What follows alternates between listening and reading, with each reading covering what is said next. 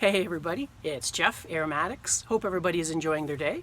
I certainly am. It is beautiful fall weather right now, and I am smoking my MacArthur pipe, which is probably looks a little silly to some, but I think it's fitting for this fall weather. Not sure why, maybe just because it's kind of got that country bumpkin outdoorsy type look. But either way, it's a great smoking pipe, probably one of my favorites. It's just a little bit deep, so it's kind of hard to pack with certain, it's like say cube cuts or whatever. But for this blend right here, Viprati, which I'm smoking, it's a nice ribbon cut, so it packs really nice in there. And this is a good fall blend. It's got just a little bit of dark fired Kentucky in there, a little bit of smokiness that kind of, also gives me that vibe of the fall when people are burning leaves, etc. So I figured it's been a while. I thought I would just kind of have a little chit chat with you guys of a couple of topics that have been on my mind. Nothing too special or important. Since I've been blending my own cigars lately, I've kind of tapered off a little bit on my pipe tobacco reviews. Not that I really mean to, but lately when I do smoke my pipe, I just want to smoke certain blends, and a lot of them are ones that I really enjoy and I've reviewed already. So in order for me to do a review, I really have to go out of my way to smoke something that I might not be in the mood to smoke. So that's kind of cut into some of my reviews, but I'll still be doing them, that's for sure. But a lot of my interests have kind of gone into my mind anyway, has been going into the blending of cigars. And there's just so much to learn that it really occupies a lot of my mind. And that also brings me to another topic, and that is, I'm hoping that I don't ever come across as arrogant or that I know a whole bunch of stuff when I'm going over these tobaccos or my reviews.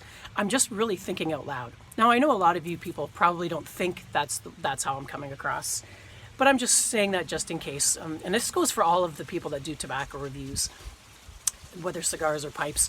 We just love what we do, and sometimes that excitement might make it sound like we know more than we do. Have a sip of my hot chocolate, which goes good with a nice Virginia Perique such as this. So a lot of times when I'm doing my cigar reviews, I'll compare what I'm smoking to my own blends or my own tobaccos, and I'm not trying to be show off. I'm just trying to, it's what's interesting me at the time. So these videos aren't just for you guys, but they're for me to look back on and to just think out loud in a video format, and hopefully you guys find it interesting as well. Let me light my pipe back up here.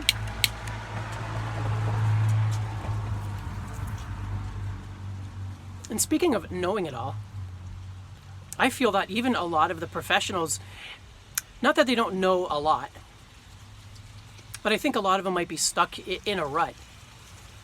There's a lot of lore and a lot of tradition that goes into cigars and maybe even pipe tobacco, but mostly cigars, where I think that even the best blenders, they just know what they've been brought up, and they work within their little sphere. So say you've grown up in Cuba and Nicaragua, you're always going to be in that, using those same tobaccos probably. You're not really going to go out of your wheelhouse, especially if you've ran that farm and then you go into blending. Because what I have seen is, say, blenders that haven't grown up in it, they, like say Drew Estates, well, not that, I don't know if they haven't grown up in it, but a lot of these blenders that have come outside of the tobacco industry and come into it, they're not afraid to use a whole bunch of different tobaccos. A good example would be, the other day I was watching a live video from the Pravada Cigar Club, and they have a blender that they've been really conversing with lately. I can't remember his name off by hand, but he's in a lot of their videos, and I was asking him some questions, and I noticed that I asked him about a few questions, like say Andullo tobacco, Paraguay tobacco, and how to make a spicy cigar, and he didn't really know how to answer those questions, not because he doesn't have the knowledge or the wisdom. He just has never worked with Paraguay tobacco. He didn't even know what Paraguay tobacco was. He thought it was mostly used for pipe tobacco. As well as he didn't know much about spicy cigars because he's not interested in those, and that's not what his wheelhouse. So that's just a good example of some of these really great blenders that have blended some great cigars, but they're kind of stuck in their own little world. So that's just encouraged me to actually use a lot more of these tobaccos that I have access to. That maybe just because I haven't grown up in a certain location, and that's all I kind of see that there is to use, or that I'm involved with growing and fermenting, etc. So that just kind of made me even more interested in using these odd tobaccos from Peru, Jamaica, and we have had some good examples of tobaccos that aren't normally used, like Peruvian tobacco, and how it can be huge and it can be a real great success if someone would just step out it and be brave enough to try to blend something with it. I think Jose from Backyard Cigars has touched on this too, where some blenders have, or we've discussed it, where some blenders have been afraid or been warned not to use certain tobaccos because it'll be a failure commercially. Say CAO was going to use Brazilian tobaccos and they were warned that this was a bad idea. And of course the Brasilia was one of their big hit cigars. So anyway, and the last thing I was going to discuss is, for some reason, a lot of people get offended, even not cigar reviewers, but a lot of people in the cigar industry, when you discuss tasting notes when it comes to cigars, and even pipe tobacco sometimes. I know in the cigar forums, nobody ever talks about what the cigar tobaccos actually taste like individually, or their own blends. They mostly just talk about the roll itself, how to roll cigars, and even. What was the company called? I think it was Mardo Cigars. The main guy there was talking about how it really bothers him when people ask him what certain tobacco tastes like.